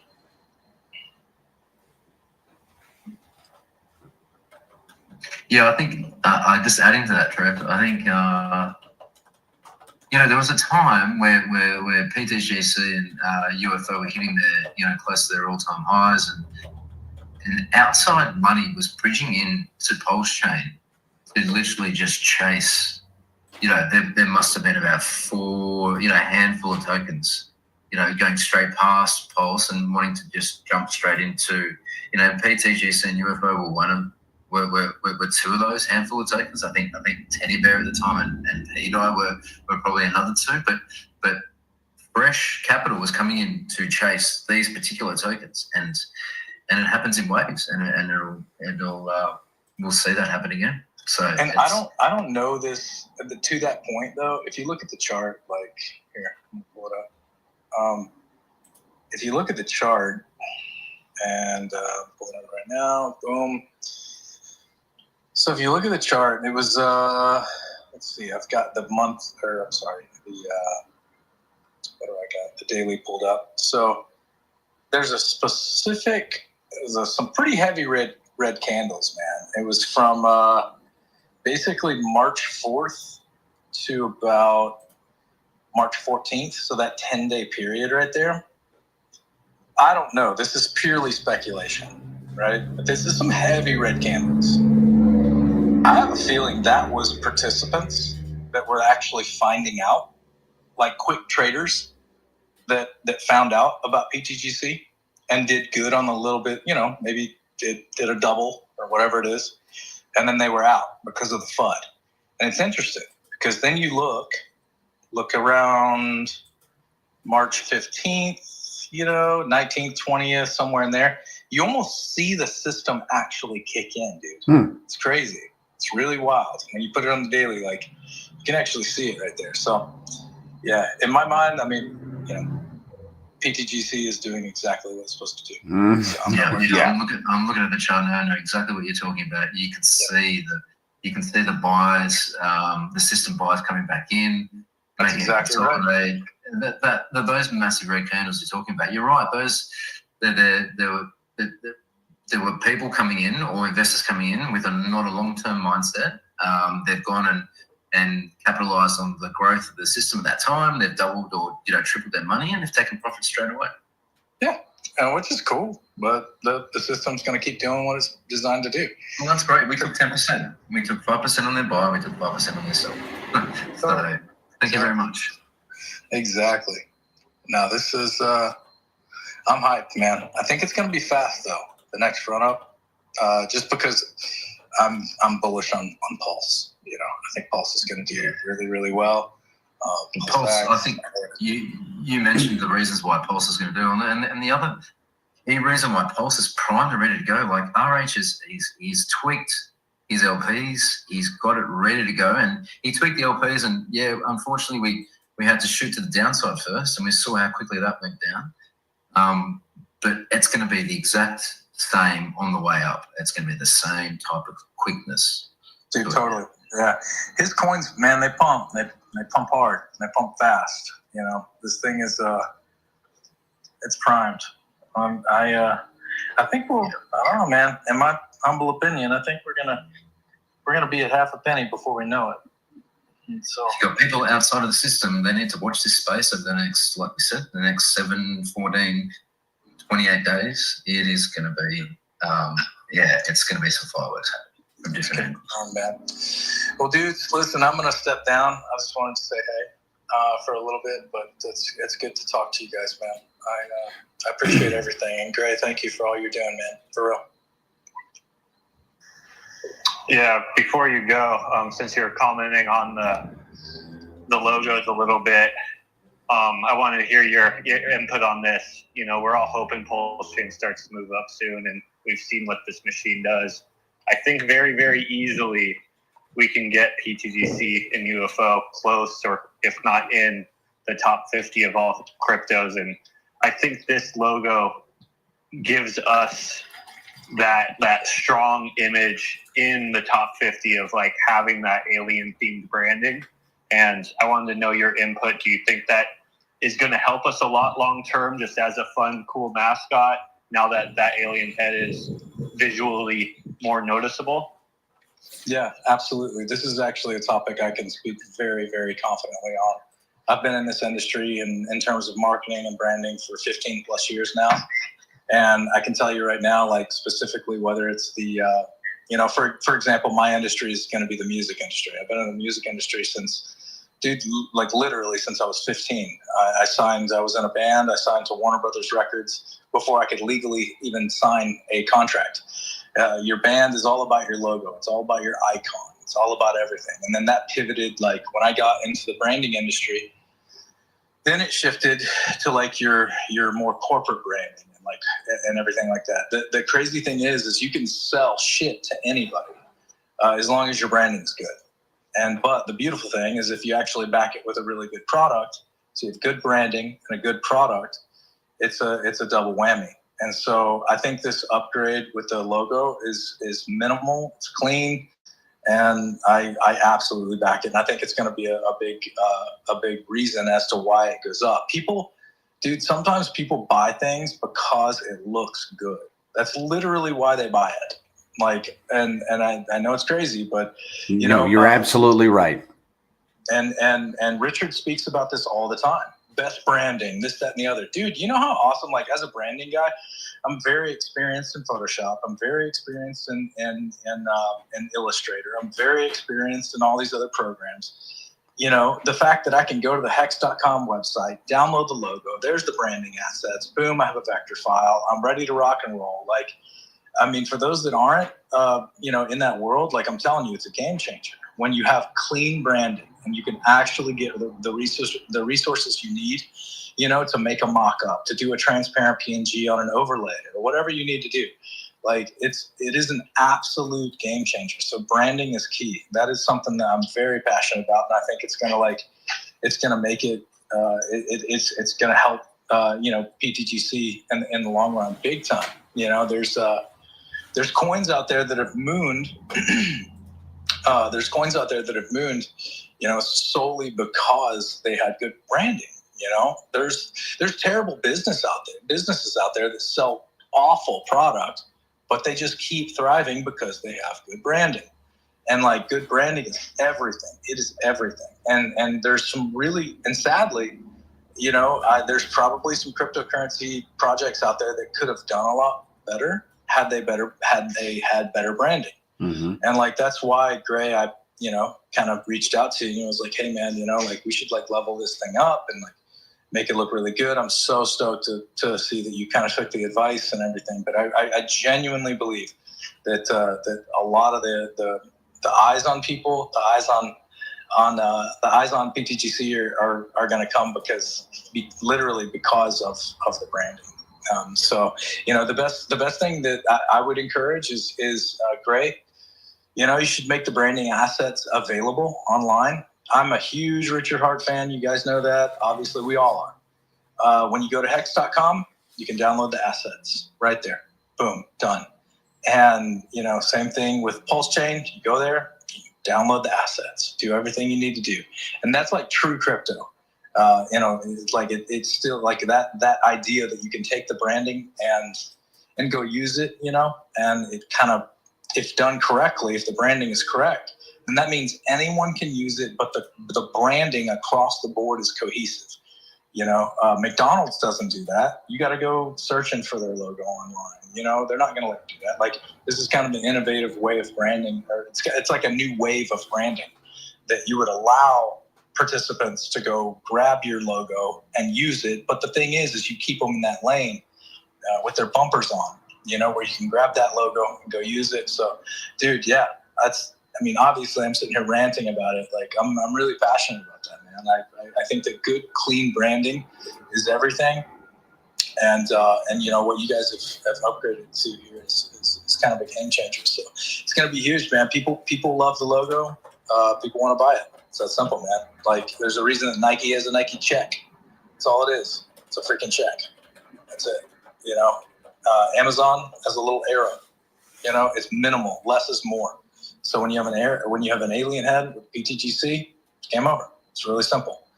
Too many people overcomplicate crypto. That's why, I'm in the merch world, right? I make merchandise. It drives me insane when I see these overcomplicated designs, and you look like a fucking NASCAR logo. You literally look like a race car going down the street with all these logos around. Less is more. Yep. Way less is always more. I personally will opt for a Under Armour polo with a minimal embroidered logo than I will some loud T-shirt that nobody's gonna buy. So yeah, I'm done, man. I'll end my rant, but I think you're on the right course here. I think it's gonna be awesome. I'm looking at your profile right now, and that thing would look really, really good in the top 10 of CoinMarketCap. So I'll say that much. Yeah, I think the mascot is a mascot that really should be take away all the awesome features, right? And you just look at the mascot, and I think the gray alien or the alien head is a mascot for a cryptocurrency that deserves to be up there. And not only deserves to be up there, but easily seen, right? That was kind of a little bit with the issue of the other logo, is there was a lot going on and you couldn't really make it out when it was very small. So, I'm super happy that suggestion was made. I think you did a great job, man. Recently, I'm not going to dox, but I met a guy, and we had dinner recently here at a bar in town. And, he had reached out to me and was like, hey, man, I heard you're a big pTGC guy, this, that, and the other. We're sitting in the bar, and he flips his phone over. He's got a big old pTGC sticker on it, man. It made me so happy. It's so cool, seeing that kind of stuff. And now that you've upgraded the logo, like your profile pic right there, man, that would look so good as like a vinyl cut sticker, or a lapel pin, or whatever it is, man. Like I'm really, really happy you guys decide to make the pivot to kind of upgrade the branding. Richard himself, I've always loved that about Hex, is that Hex is Hex, and PulseChain's PulseChain. You can go download the assets. The branding is right there. It's perfect, and I think that you guys are perfectly aligned with that, man. So yeah, that's a topic I love, dude. It's branding. I love it. So, but I'll shut up. Yeah. Another kind of thing that we're able to accomplish with that upgrade is now UFO and pTGC's branding works cohesively together to where when UFO is written out, it's the exact alien head in the O, right? So you can actually see that the product is under the same ecosystem with branding, which I think was a cool feature that, obviously wasn't before, because different designers created both logos, which made them not match, due to them being created 2 to 3 years apart. You know what I mean? This is just what happens. But the other thing is we're working on the new website, and we do plan on having a section on the website where the logos are downloadable, so users can do that easily, like you suggested. I love that, man.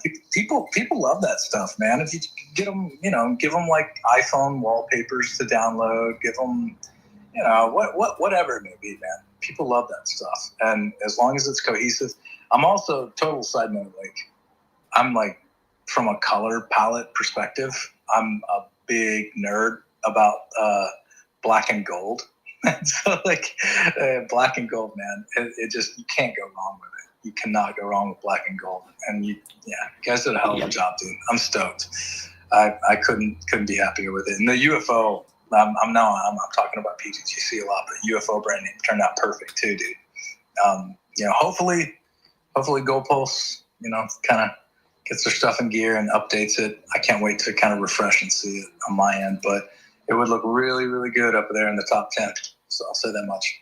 Yeah, I sent them an email today. So hopefully if the files that I provided them on that first email aren't adequate, they could give me a detailed description of what file they need. And if I don't have it, I have the designer on standby to get me whatever I need for them. That's perfect. In most cases, man, they're going to want what's called the native art files. Native art files are never a PNG. If you can remember that, that'll help you a lot in the future. A PNG is not a native art file. A native art file is going to be Photoshop, Adobe Illustrator, InDesign, something like that. And in most cases, they just want the native art file, you know, but and they could want something totally different. I don't know, but yeah, just hook them up. You know, I tell my clients, just send me everything you've got. Let me sort it out. You know, so the more files you send them, the better. I can't wait to see the upgrade though, for sure. Yeah, I sent them PNG, so I guess I can go back to the drawing board. You're good, dude. Just hit your designer up. Ask them for the AI or the PSD files. You get those, and you'll be Gucci, dude. You'll be all set. But boys, I do have to hop off here. I'm gonna hang out with my girl for a little bit. But man, this has been a fun space. I really mean it, man. And I'm very, very bullish. So yeah, this is gonna be a fun few months, man. I really believe that.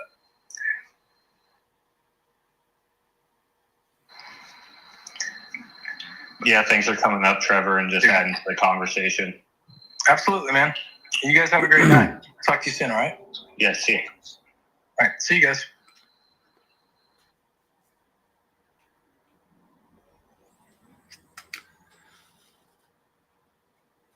Just Zen, just off the back, and Bernardo, before you mention the next point, off the back of what Trevor was just mentioning, whereabouts do UFO and pTGC sit in terms of CoinGecko listings or rankings? Is it still under meme coins? pTGC, I'm pretty sure, is under meme coin, and I believe UFO is falling under farms. Under farms, yeah. Because the logos are great. They're vibrant. They pop out. The new logos are. I'll just back up what Trevor's saying. And if we are, and we're still sitting under the meme coin, I think meme coins as a narrative is really going to be, or as a space, is really going to be pushed in this next leg up for crypto in general.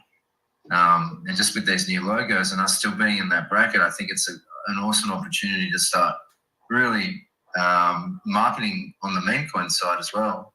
And then once the meme coin has come over, they realize that it's not just a meme coin, and it has so many more use cases.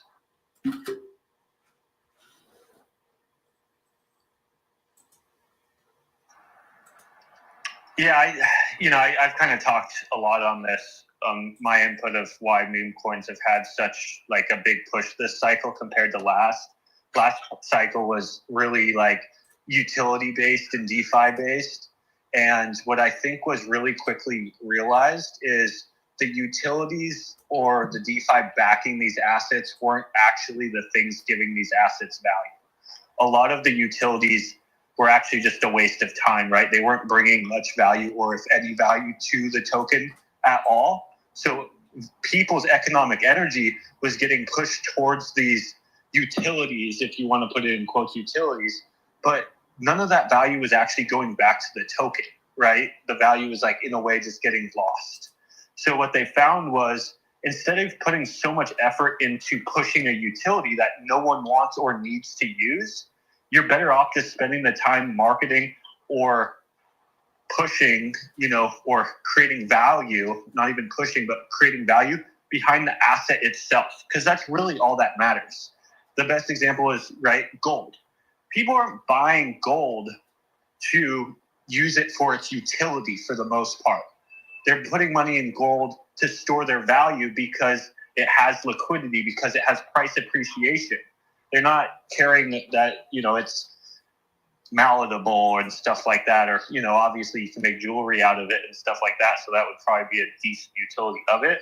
But what I was getting at is really all that matters is if there's liquidity there and if people want it, demand and supply.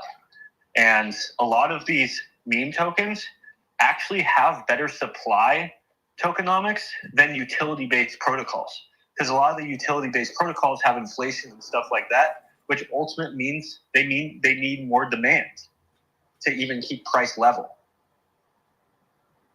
And with your new logos, couldn't agree more. And to back that up, new logos, shiny new objects. I mean, you've reinvigorated that space, and because it's ranked in the meme coins, it'll get that kind of attraction, and then you have the whole meme coin community, or the whole meme coin sort of mindset in traders come across and get attracted to this, and they'll buy in, but then they'll realize that there is so much more to these two tokens than just that, and they'll start seeing their wallet tokens tick up by just holding it and staking it and locking them, and then it's a safer, more robust asset to stay in the long term, and it just grows from there. Just like all of us, I guess, that have come on board and really understood, really not understood what pTGC and UFO were at the start, but spending the time to understand what you've created, Zen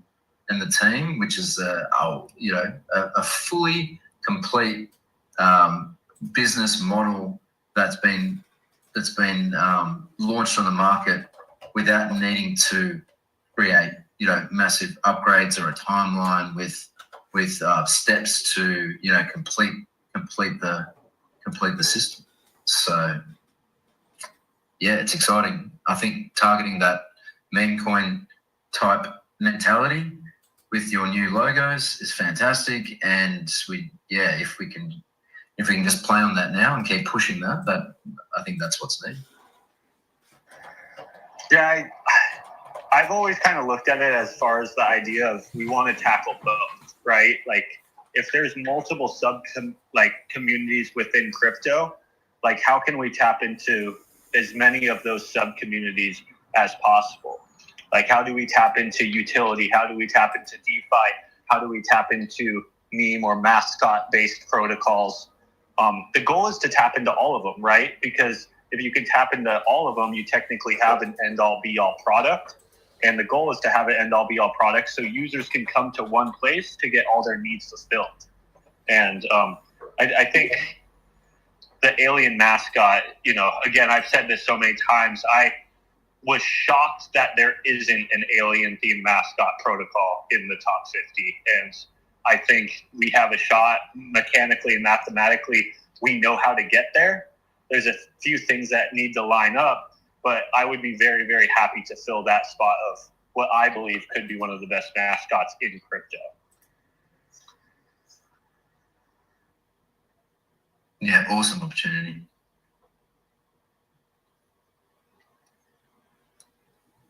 And then, like you said, like if we get there, we want to make it known that we have that mascot, right? We want when people, go on to these coin listing sites, especially people that are on many different chains, and they're kind of just scrolling and they're scrolling. Just like I'm not even looking for tokens, right?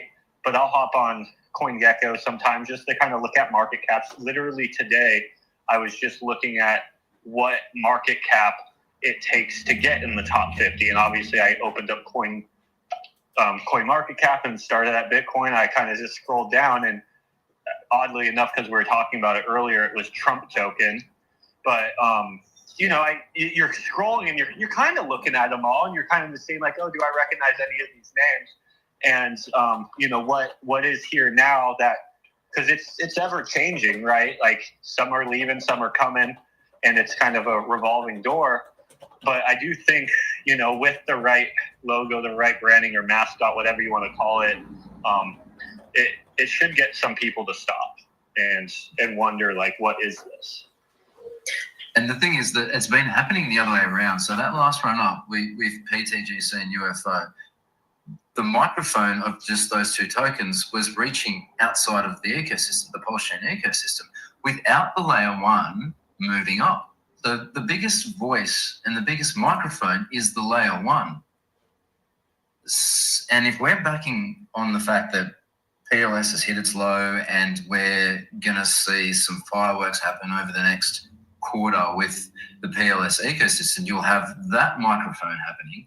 Then you'll have our intra-ecosystem microphone happening. And then we're playing, like you said, Zen, in the meme coin space. We've got attributes for the utilities and the token holders and the ones that want to sit their hard-earned money in an investment that respects their hard-earned money and doesn't just get rug pulled or doing this away with no liquidity or the rest of it,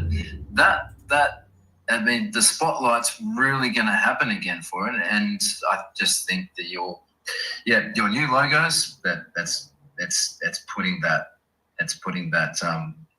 symbol out there ready to go for it all. So well done. Thanks. Yeah, I think the thriving blockchain is a necessity, right? But I always kind of think back, like, from when I hopped to different chains, right? Like when I went to Matic or when I went to BNB or when I went to Solana, it's not necessarily for the blockchain that I've landed on those other blockchains.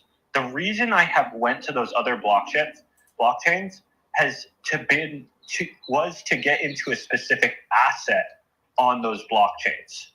So yeah, the success of the blockchain, I think, makes those assets thrive, because it's very difficult for an asset to thrive on a blockchain that's dead, right? Like, there's no users, so price doesn't go up and you don't get the Hart's Law effect from the blockchain.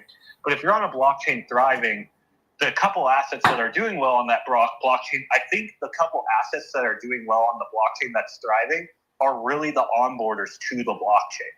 And I think that's the part that a lot of people haven't grasped on PulseChain yet, that PulseChain itself is most likely not going to be the thing that onboards everyone to PulseChain.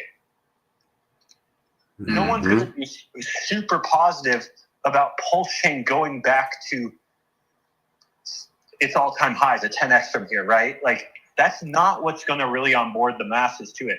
What I personally think is something that could be onboarding masses to PulseChain is the alien-themed the alien-themed meme token that has this alien tech behind it that keeps pushing price up and up and up, that's now hitting the top 50 of all tokens that exist, grassroots, knocking on the door of the biggest names in the game, right? Right, and I agree that to that, to a certain extent. But then also, I think there are a few different types of investors in crypto these days. You have the ones that really can seek out the amazing tokens on chains that haven't got a lot of limelight yet. But then you also have masses in crypto that once a layer one chain does actually start moving up and green candles and gets publicity that way, they come across and they look for the best buys as well. So yeah, a lot of people. Yeah, I agree. I don't think a lot of people, like a lot of the big money, isn't necessarily in the trenches looking for that next thing. They kind of wait for it to confirm, and then they're willing to kind of move the value over, right? There's in crypto, there's so many different types of people that are here. Some of them are literally looking for 100K market cap tokens, and they're just running them to 1 million. Some are looking for 1 million market cap tokens, and they're running them to 10 million. Some are looking for the 10 million, and they're looking to run them to the 100 million. Some of them aren't even really caring about the X's, but they're looking for the passive income plays. Some of them are looking for very, very long-term stores of value. Like, this is Bitcoin, for an example. They don't care that there's no passive income there. They don't care that it's going to take a long time to do a 10x, but they're looking at it as like, hey, I've worked hard for this value. I'm not willing to take a huge risk. But so where I'm getting at is, like you're saying, there's so many different type of people. And when this blockchain confirms itself as being remotely successful and not a sinking ship, I personally believe there is going to be a line of different types of investors that PTGC, I think, will luckily fall under more than just one category, right? We could hit the people who like meme-based protocols. We can hit the people who are looking for a quick 10x. We can be hitting a couple people that are just looking for quick 2x's. We'll also be hitting the category of the people who are looking for long-term plays. We might be even hitting a few of the people that are looking to make this almost a lifetime play if they really believe in the system. Yeah, I couldn't agree more. And I think I can see Coach X is in here. I think even one of Coach's tweets that went out a day or two ago, you get people in for the attraction and the shiny object and the meme side of it. But then Coach, he put out a post about the tokens and where the tokens sit, sort of on chain at the moment. We've got, a very large percentage of the tokens that are held, that are staked, that are locked, and there's only a very small percentage of the tokens that are available for purchase at the moment. And that then leads towards the whole, long-term investing, sound investing, strength with the foundation of the large LP pools and everything else like that. So yeah, it has the case for your meme coiner, your utility, your long-term investor.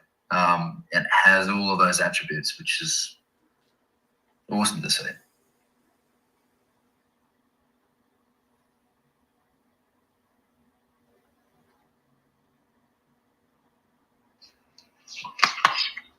Yeah, definitely.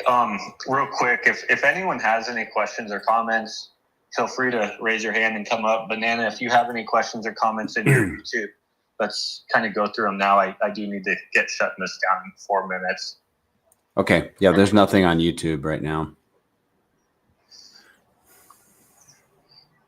I need to get better at reminding people if you're listening in and you don't care to come up, but you still kind of want to chime in and say little things here or there, feel free to go over to Banana's YouTube. He's going live with all of this stream, and you can chime in and chat with him and with everyone else if you like doing that kind of stuff, and he'll randomly bring some of the stuff up as well. And you don't have to actually come up and speak. There were some people asking for merch from Trevor, though. I think his merch line, whatever he comes out with, if it's going to be alien and UFO themed, as I think it's going to be, I do believe he has an audience, like a market for them. Yeah, I think Trevor's going to have some really high-end stuff that he said he was working on. I think we will, when the site goes live, we'll also have a few of the more basic cheap products like we've had in the past.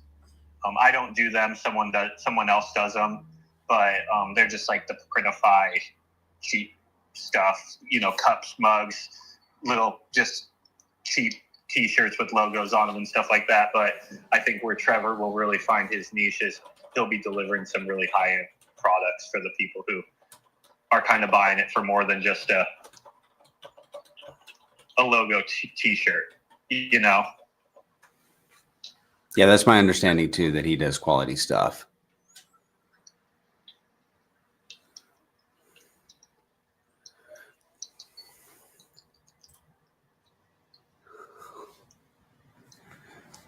All right, guys. Yeah, if sorry to cut it down if we're really having some good conversation. I just wanted to put that out there since no one's really came up today. I'll answer you in a second, If Brown. anyone does want to come up and ask your questions, I kind of wanted to put that out there that we weren't going much longer. Yeah.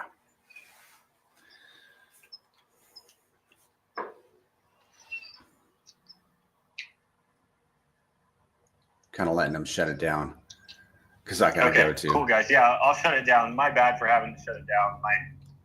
My wife's 6 days from giving birth, so I need to make sure she's good with my son and everything like that too. So. No, you're good, Zan. We appreciate you being here. Yeah, absolutely. Okay. See you guys. All right. Okay. Brown, how do you stake your UFO? You can't stake your UFO. You can hold it. You can hold it or you can LP it on the DApp. Give me a second. Let me put some things aside here and get myself a mic. So let me show you the DApp. It's PulseTGC.com. PulseTGC.com. This is the DApp. You're going to click on UFO token. And this is where you can do things with your UFO. You can hold it. And right now the APY is about 5 times more for holding UFO versus LPing it. If you LP it, you're getting an early share rate. Your share rate is dependent upon how much UFO you put into the LP, and that share rate will never change. But when you do LP UFO, you're not going to receive any reflections.